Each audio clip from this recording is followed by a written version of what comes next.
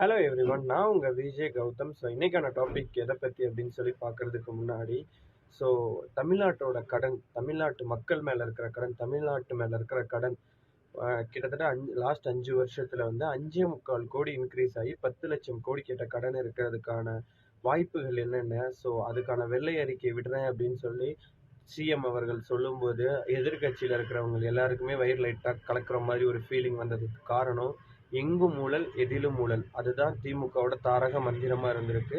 So அதை பற்றின இன்றைக்கி ஒரு வீடியோ தான் பார்க்க போகிறோம். கிளியரான வீடியோ பார்க்க போகிறோம். ஸோ நம்ம மற்றவங்க மாதிரி வந்து சும்மா எவிடன்ஸ் இல்லாமல் ப்ரூஃப் இல்லாமல் பேசக்கூடாது எந்த ஒரு டாபிக் பேசுறதுக்கு முன்னாடியும். ஸோ அந்த ப்ரூஃபோட நேற்று விஜய் அண்ணா பண்ண ஒரு சம்பவத்தோடு நம்ம இந்த வீடியோவை ஸ்டார்ட் பண்ணுவோம். என்னன்னு சொல்லி இந்த வீடியோ ஃபுல்லாக பாருங்கள். அப்போ தான் உங்களுக்கு என்னென்ன தமிழ்நாட்டில் நடந்துட்டு இருக்குன்றதை டெய்லி ஒவ்வொரு வீடியோ மூலமாக நான் உங்களுக்கு தெரியப்படுத்துகிறேன்.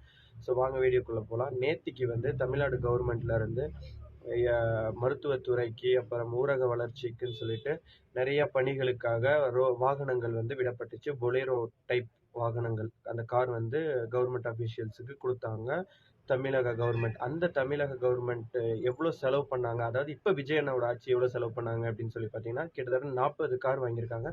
40 கார் வந்து 2.90 கோடிக்கு வாங்கப்பட்டிருக்கு அப்படின்னு சொல்லிட்டு அதோட அறிக்கை சொல்லியிருக்காங்க.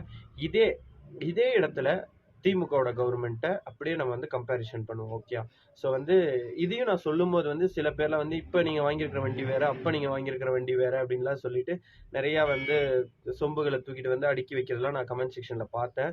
ஸோ அதுக்கான கிளியர் வீடியோ தான் இது. ஸோ டிவிகே கவர்மெண்ட்டில் வாங்கப்பட்ட வண்டியோட பேர் வந்து பொலேரோ. ஸோ பொலேரோ வாங்கும் பொழுது அந்த வண்டியோட விலை வந்து நம்ம ஒரு பிளாட்டாக ஒரு 40 வண்டி வாங்குறோன்றப்ப அதோட ரேட் வந்து 7.25 லேக்ஸுக்கு போட்டு கிட்டத்தட்ட 40 வண்டி கொடுத்துருக்காங்க. அதே மாதிரி அதோட ப்ரைஸிங் பார்த்தீங்கன்னா 10 லேக்ஸ்லேருந்து 7.5 லேக்ஸுக்கு குறைச்சி வாங்கப்பட்டிருக்கு. ஸோ லாட்டாக வாங்கும்போது நமக்கு இவ்வளோ அட்வான்டேஜஸும் கிடைக்கும். இதே திருட்டு திமுகவோட ஆட்சியில் பார்த்தீங்க அப்படின்னு சொல்லி பார்த்தீங்கன்னா 80 கார் வாங்கியிருக்காங்க. கிரீட்டா அப்படின்ற ஒரு ஆப்ஷன் கார் வாங்கியிருக்காங்க ஹுண்டாயிலேருந்து. ஸோ அந்த ஆப்ஷன் வண்டி எப்படி எவ்வளோ காஸ்ட்டுன்னு பார்த்தீங்கன்னா 10 லேக்ஸ்லேருந்து 15 லேக்ஸ் வரைக்கும் இருக்குது.